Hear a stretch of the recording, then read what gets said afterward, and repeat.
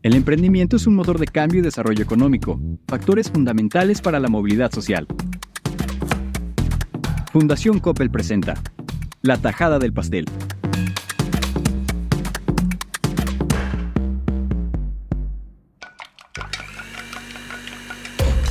El pastel económico de México no es tan grande como quisiéramos, ni sus rebanadas se reparten de manera equitativa. ¿Cómo hacer que estas tajadas se distribuyan mejor entre las pequeñas y medianas empresas? Bienvenidos a la tercera temporada de La tajada del pastel. Soy el economista Luis de la Calle y me acompañan Marina Gómez Robledo. Y yo, Rodrigo Hernández Gallegos. Quédate con nosotros para que sepas cómo se reparte el pastel económico. Escúchanos en tu plataforma favorita y síguenos para que no te pierdas ninguno de nuestros episodios. Califica y recomienda este podcast para que todos se lleven una buena tajada. Buen provecho. ¿Qué es el valor agregado y cómo puedes identificarlo para que tu emprendimiento sea un éxito? Nos referimos a cómo convertir tu idea de negocio en una realidad. En este capítulo vamos a explorar este tema en el que yo ya intenté emprender 2 veces y no lo logré. Yo sigo en el intento, tengo proyectos de emprendimiento y todos los días busco no solo cómo seguir agregando valor, sino cómo hacerlo escalable y sustentable y también cómo repartirlo.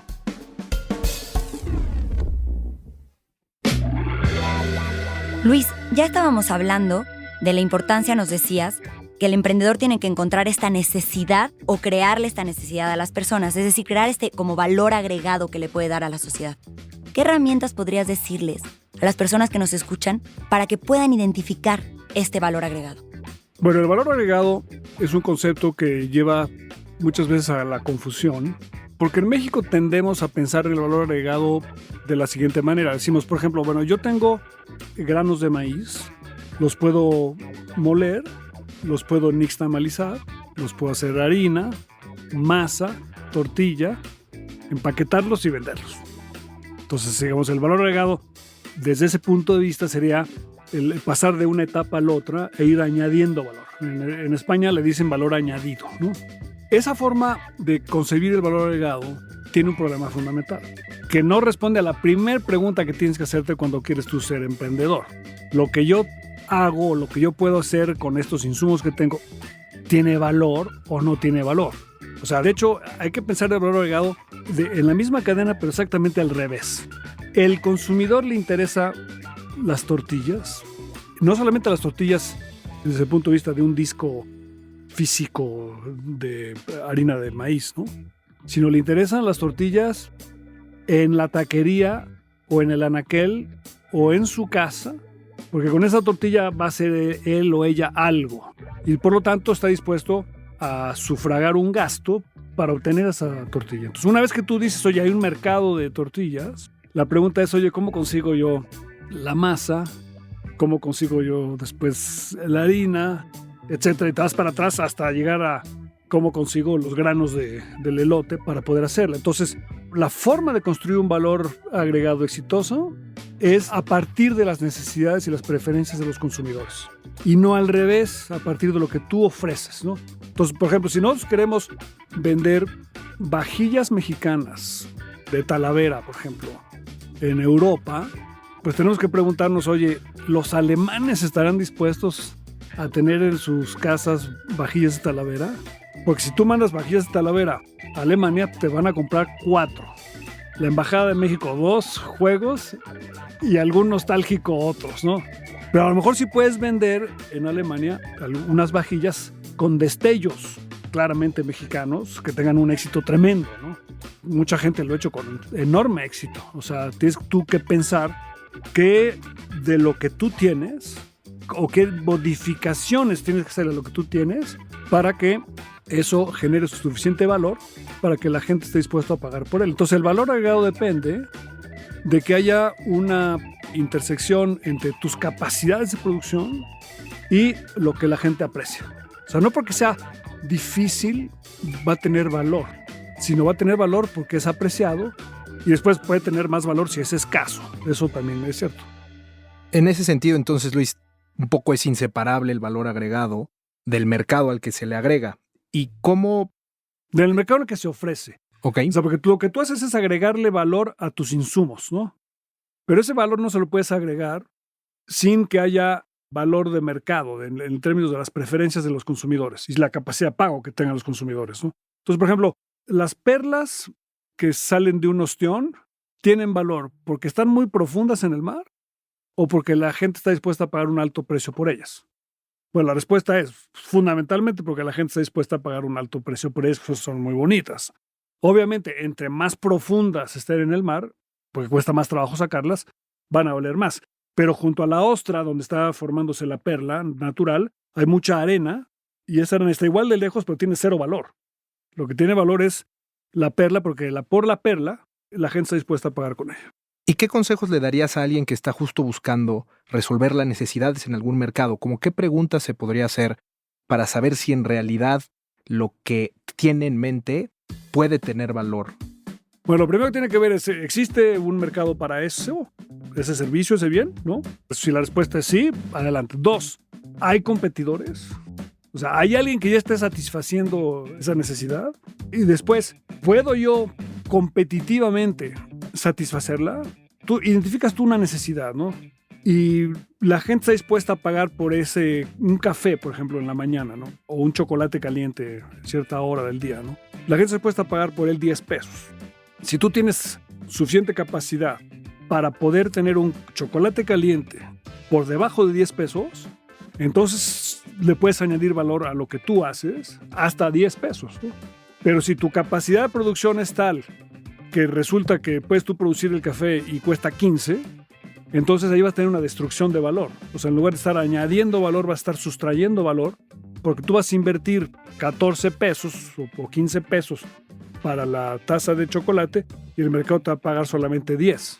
Entonces allí no estás añadiendo valor a pesar de que exista la necesidad. Entonces primero es si la necesidad existe o la preferencia puede provocarse. Y en segundo lugar, si tú puedes obtener los necesarios insumos para poder producirlo a un costo de tal suerte que el valor añadido sea positivo. Pero Luis, escuchándote entonces, a ver si estoy entendiendo bien, es importantísimo definir a tu cliente potencial. O sea, estudiarlos. Lo primero es definir tu cliente potencial. Eso es lo número 1. Hay un mercado para lo que yo sé hacer o para lo que yo puedo hacer o que no lo sepa. Si no hay un mercado, pues no es una muy buena idea meterse o tienes que provocarlo. La segunda pregunta es, oye, una vez que yo sé que existe eso, tengo que ver si hay competidores. Cuando decimos competidores, son actuales y potenciales. Porque si tú empiezas a tener un negocio y es un negocio que es fácil de copiar y el negocio se vuelve exitoso, pues mañana va a haber otra cajuela que va a estar también vendiendo lo mismo que vendes tú. Entonces necesitas hacerlo de tal suerte que entiendas tú el contexto en el que te vas a meter. Y la tercera pregunta que te haces, o sea, la primera es si existe un mercado, una preferencia, una necesidad. Segunda, si hay competidores que ya lo están haciendo. Tercera, si tú puedes ensamblar los insumos necesarios competitivamente para poder vender a un valor que sea un valor asequible en el sentido que la gente esté dispuesta a pagar por él. Luis, y en este contexto entonces, ¿los influencers son emprendedores? 100%. No todos, ¿no? Hay influencers que probablemente no generan mucho valor. Pero sí, claro que sí. O sea, porque un influencer está en el negocio de influir las preferencias. Los negocios más exitosos del mundo son negocios que influyen en las preferencias. O sea, en México nos ha costado mucho trabajo históricamente a visualizar la generación de valor, no solamente como vender lo que yo produzco, sino producir lo que vende. Y la etapa superior de ese proceso de producir lo que vende es influir en lo que se vende. Porque estás influyendo a las preferencias y cuando influyes en las preferencias, pues estás creando una posibilidad de generar valor quizá un poquito más alta. Entonces un influencer es una persona precisamente que trata de influir en las preferencias de los demás. Luis, y siguiendo esta conversación, pero llevándola a un contexto donde alguien ya logró responder estas preguntas, ¿cuál sería el siguiente paso? ¿Cómo pasas de la respuesta a estas preguntas a la acción? ¿Cuáles serían ahí tus consejos o tu perspectiva? Lo más importante quizás sea identificar obviamente tu mercado y los ingresos y tienes que empezar a hacer alguna inversión. O sea, vas a tener que a lo mejor tener inventarios para poder producir y luego vender.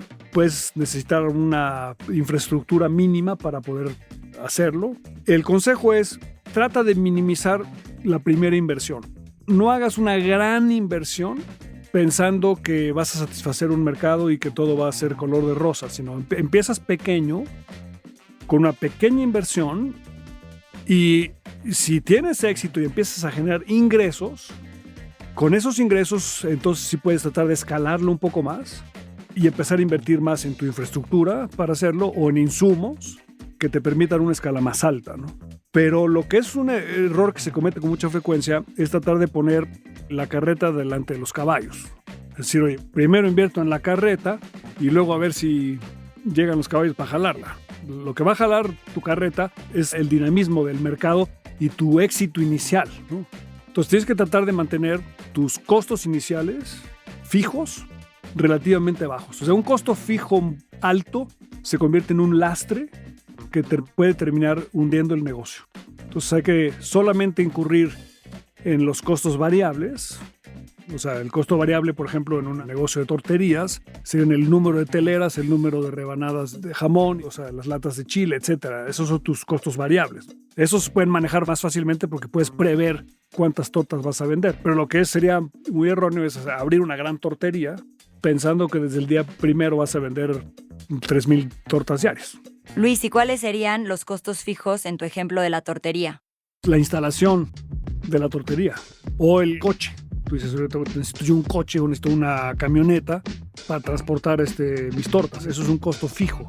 Porque tú puedes con una cantidad de infraestructura, un coche o una camioneta o un local, vender un número entre 1 y 3,000 tortas. En cambio, para vender 3,000 tortas, el costo variable, necesitas 3,000 teleras. Eso es claramente variable. Una torta más implica una telera más. Una torta más no implica necesariamente una camioneta más. ¿Y qué tanto es importante estarse reinventando? O sea, ya tengo mi cliente potencial, ya logro pasar de la idea a la acción y parece que me va bien. ¿Qué tanto me puedo quedar ahí? ¿O todo el tiempo tengo que seguir analizando a este cliente constantemente para crecer y evolucionar junto con ellos? Por ejemplo, los grandes proveedores de automóviles, o sea, de proveedores de partes que conforman un automóvil, las armadoras te dicen, tú me vas a reducir el costo 5% cada año. Entonces tú tienes que ingeniártelas para cada año disminuir el costo de producción. Digamos, el fabricante de tortas tiene que hacerse la misma pregunta. Oye, ¿cómo puedo yo conseguir teleras más frescas, de mejor calidad, rebanadas de jamón que sean muy buenas, pero que sean cada vez más baratas? ¿Cómo puedo encontrar yo economías de escala para comprar jamón en cantidades más grandes, de mejor calidad, pero a menor precio? ¿Y cómo puedo hacer más eficiente la untada de mayonesa y de mostaza para hacer con el mismo esfuerzo, en términos de personas, tortas cada vez más ricas? Entonces, siempre tienes que estar viendo cómo reduces tus costos, tienes que estar viendo cómo puedes ofrecer un producto que sea un poquito más atractivo para que el consumidor esté dispuesto a pagarte un poquito más.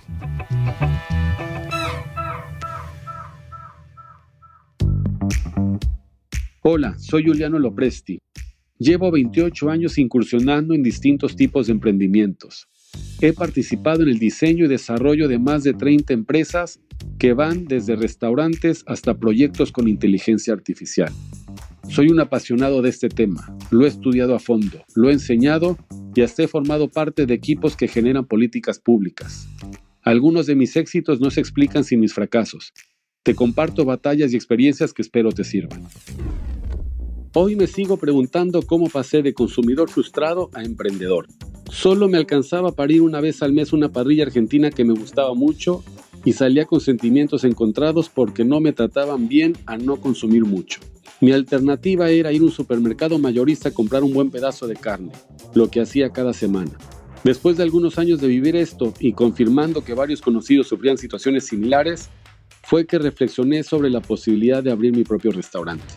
Lo primero que me vino a la mente fue encontrar la ubicación adecuada y crear el intermedio justo de calidad y precio que le generaría un valor a un consumidor joven, asalariado, digamos godín.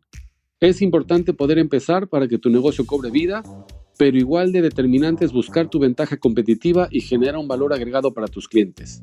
En mi caso, ha sido tan importante el inicio, pensando en ese consumidor al que iba a servir, como todo el proceso de transformación para llegar a nuevas versiones mejoradas de nuestro concepto.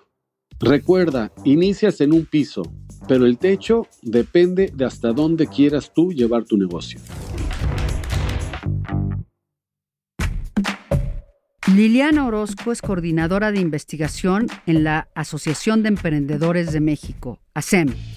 Economista con más de 6 años de experiencia en análisis de información, gestión de proyectos, investigación y docencia.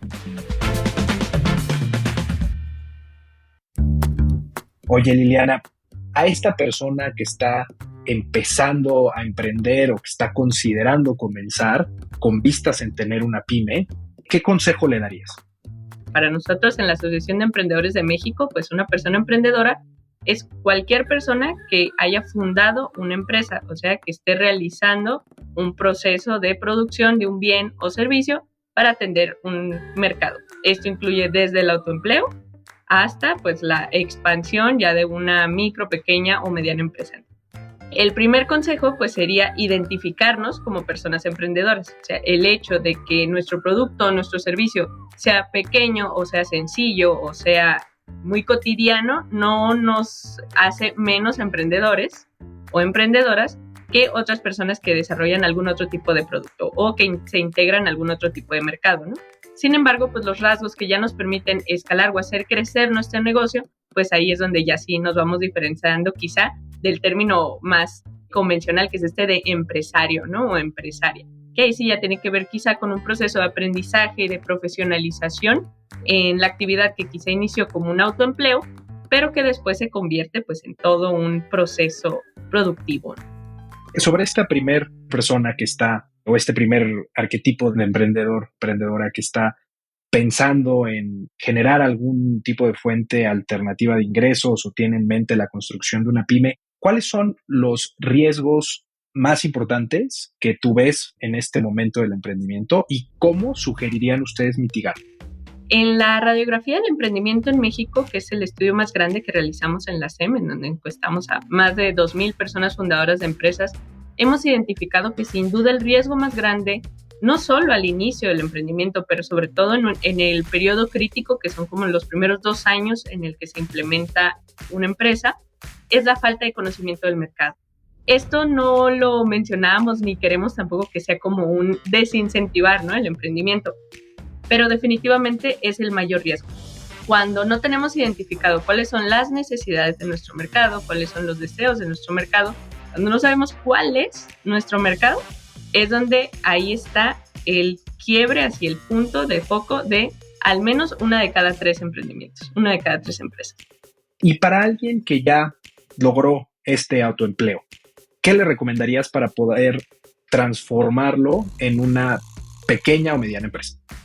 Es la gran pregunta, ¿no? ¿Cómo le hacemos para lograr del autoempleo al crecimiento o allá la fundación de una pequeña, micro, etcétera, ¿no? El tamaño de empresas. Para nosotros es muy importante la formalidad.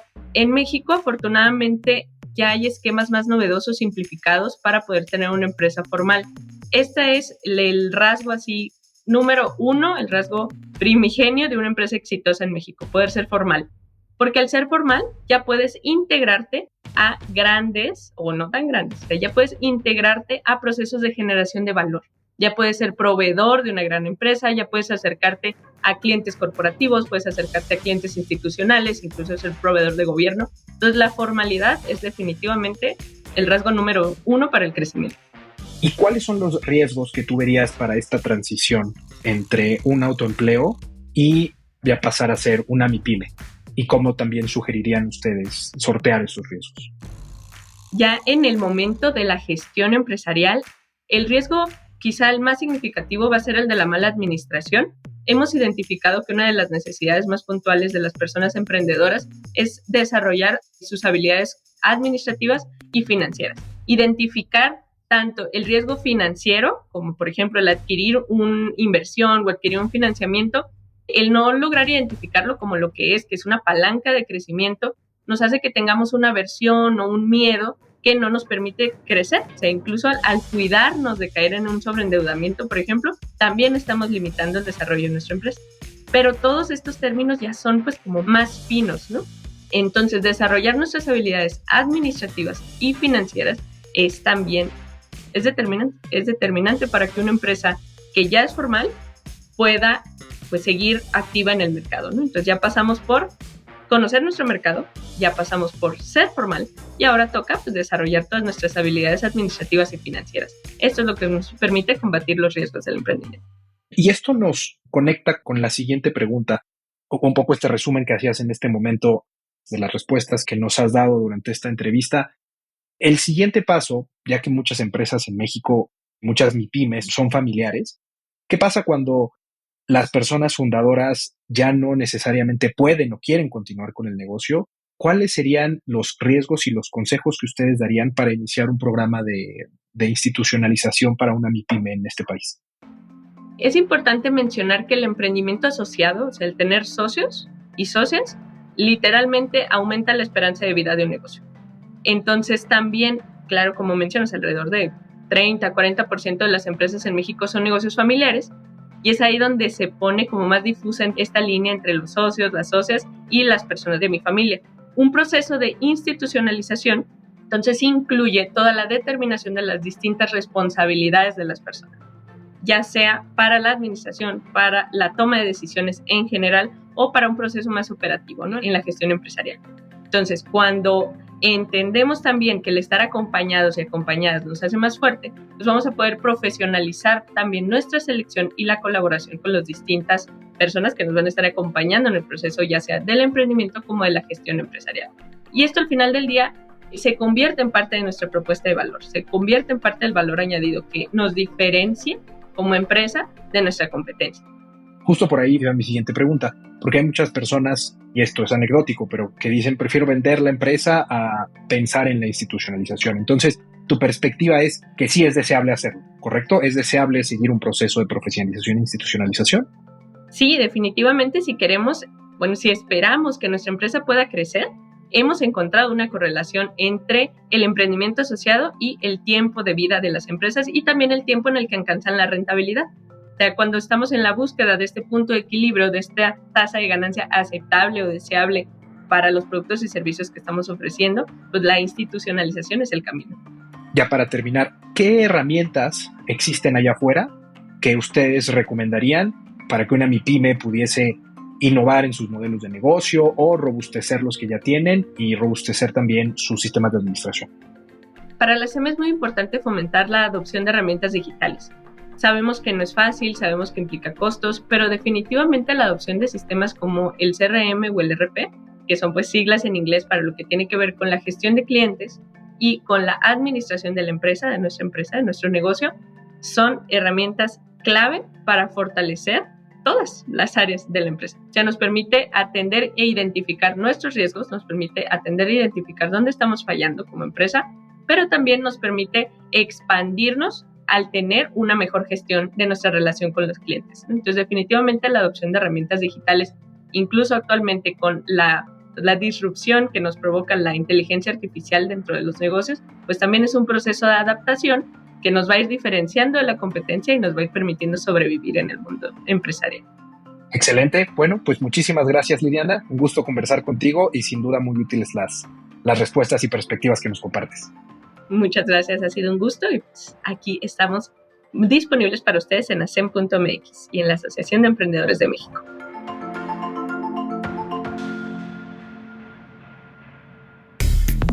Ahora que conocemos la importancia del valor agregado en nuestra pyme y que no puede estar alejado del mercado objetivo, no te puedes perder la siguiente rebanada porque entraremos al mundo digital de los negocios y su importancia para hacer crecer tu pyme.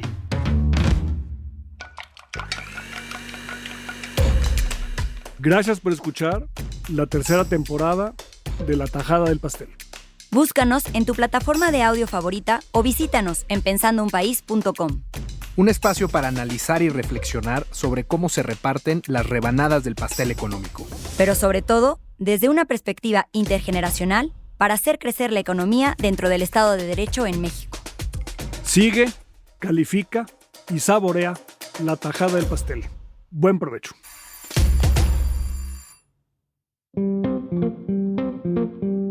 Este es un podcast de la colección Pensando un País, producción de Hook Audio.